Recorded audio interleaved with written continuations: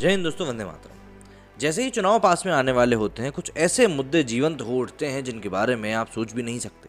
अब पिछले कुछ दिनों से एक नया सॉफ्टवेयर काफ़ी चर्चा में है, जिसका कि नाम है पेगासस। मतलब कि इस सॉफ्टवेयर के जरिए कहा जा रहा है कि दुनिया भर में कई सारे लोगों की जासूसी करी गई। अब ऐसे में भारत तो आजकल वैसे भी एक हॉटलिस्ट देश बना हुआ है, जहाँ पर दुनिया भर में कुछ भी चल रहा हो, भारत के ऊपर उसका असर ज़रूर देखने के लिए मिलता है। तो ऐसे में करीब 40 लोगों के नाम भारत में भी बताया गया कि भैया इन लोगों की जो है जासूसी करी गई, और इसमें कुछ पत्रकारों के भी नाम सामने लाए गए।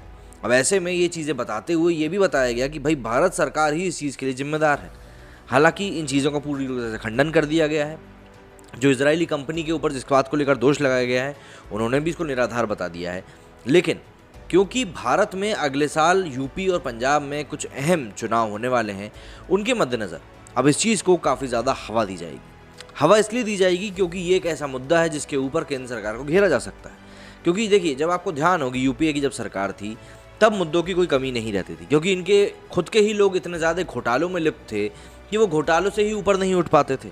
इसके अलावा यूपीए की सरकार के अंडर में आरटीआई से इस बात का भी खुलासा हुआ था कि किस तरीके से प्रणब मुखर्जी और मनमोहन सिंह और आई थिंक अमर सिंह, इन लोगों की भी जासूसी कराई गई थी। ये आरटीआई से खुलासा हुआ था बाकायदा, वहाँ पे कोई रिपोर्ट नहीं आई थी कि भाई किसी रिपोर्ट में खुलासा हो गया था।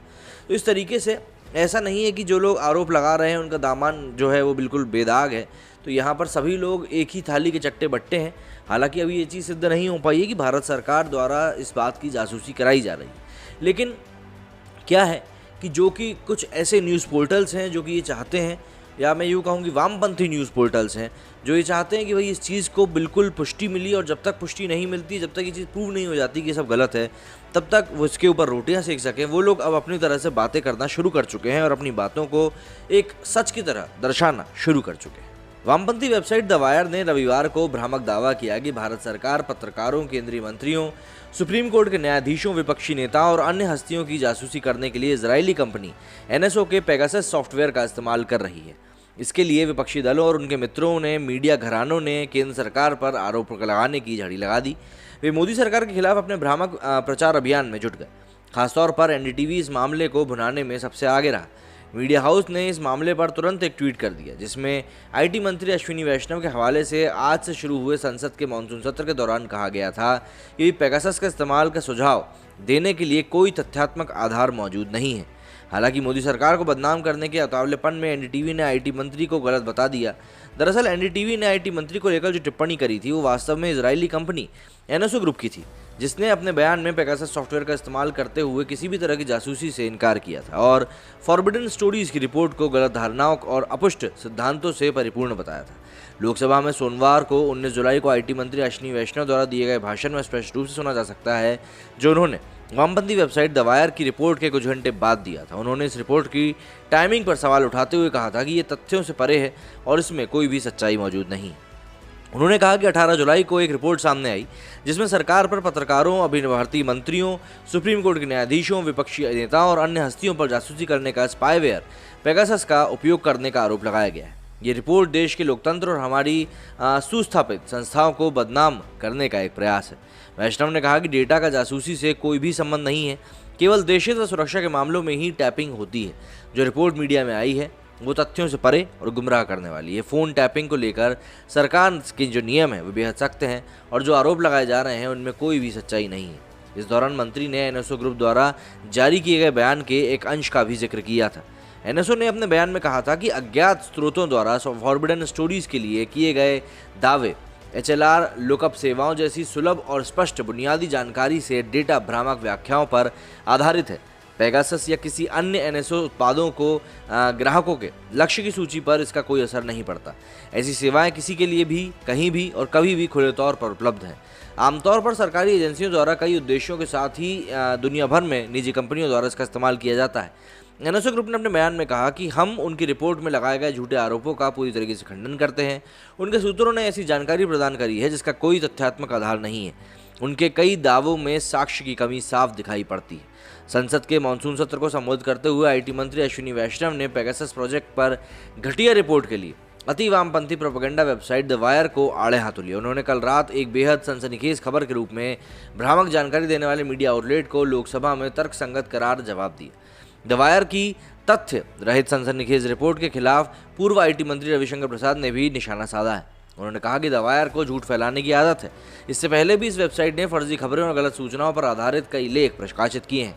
उन्होंने कहा कि अतीत में भी इसी तरह के दावे किए गए और अंत में ये सब फर्जी निकले। उन्होंने कहा कि इस तरह की सनसनीखेज खबरें संसद को बाधित करने के लिए मानसून सत्र से एक दिन पहले जानबूझकर प्रकाशित करी गई।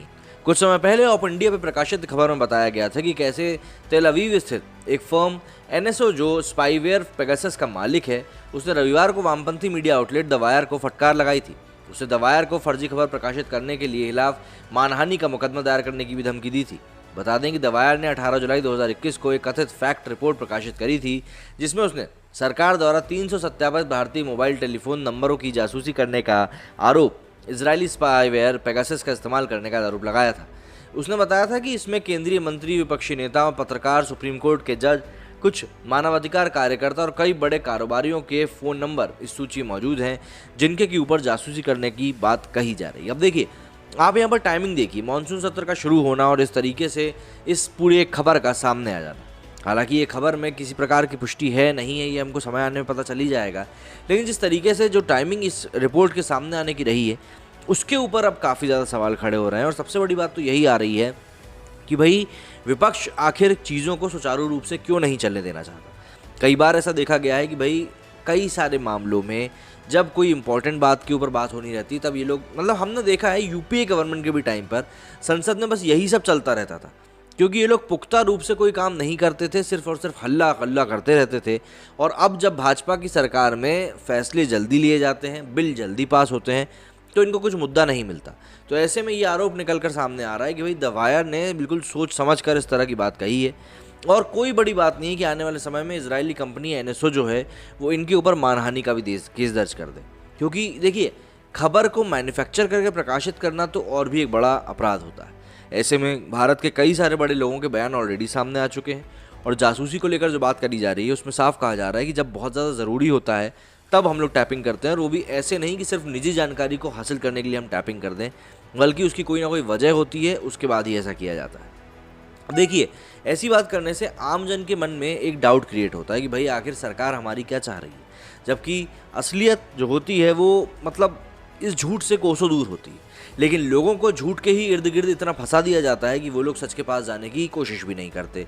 जाहिर सी बात है, क्योंकि फेक न्यूज़ ऐसी न्यूज़ होती है जो कि लोगों की अटेंशन को अपने पास ग्रैब करती है, और क्योंकि वो अटेंशन को ग्रैब करने में सफल हो जाती है, इसीलिए वो दूसरी बातों की तरफ ध्यान आपका जाने ही नहीं देती। अब ऐसे में आप लोगों का इस पूरे मामले के ऊपर क्या कहना है? आप लोग क्या राय रखते हैं कि भाई क्या सरकार ने गलत किया है या सरकार वाकई में इसको लेकर दोषी है? तो आप मुझे अपनी राय बताएं कि आप लोगों का इस मामले में क्या कहना है, क्योंकि आप लोगों की जो राय है वो काफ़ी ज़्यादा मायने रखती है। मेरे स्टूडियो में फिलहाल इतना ही। जय हिंद, जय भारत।